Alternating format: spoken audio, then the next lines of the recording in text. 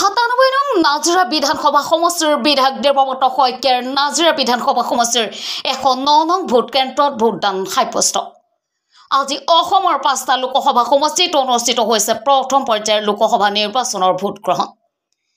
পুৱা 7 বজাৰ পৰা ভোট কেন্দ্ৰসমূহত ভোটাৰসকলে ভোটদান সাব্যস্ত কৰিছে। যোৰহাট লোকসভা সমষ্টিৰ অন্তৰ্গত 97 নং নাজিৰা বিধানসভা সমষ্টিৰ বিধায়ক দেৱব্ৰত শইকীয়াই নাজিৰা বিধানসভা সমষ্টিৰ 109 নং ভোট কেন্দ্ৰত ভোটদান সাব্যস্ত কৰে। বিধায়ক দেৱব্ৰত শইকীয়াৰ লগতে দেৱব্ৰত শইকীয়াৰ মাতৃ হেমপ্ৰভা শইকীয়া পত্নীয়ে ভোটদান সাব্যস্ত কৰে নাজিৰা বিধানসভা সমষ্টিৰ 109 নং ভোট কেন্দ্ৰত। নাজিৰাৰ পৰা দিলীপ হাজৰিকাৰ ৰিপৰ্ট, অসম ৰিপৰ্ট।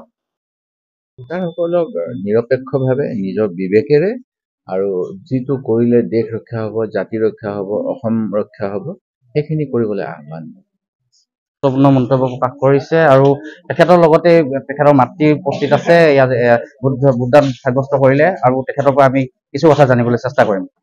ভোটদান সাব্যস্ত কৰিলে কেনেকুৱা লাগিল? ভাল লাগিলে। যথেষ্ট বয়স হৈছে, এই বয়সৰ পিছতো আপুনি ভোটাধিকাৰ সাব্যস্ত কৰিবলৈ আজি ওলাই আহিছে।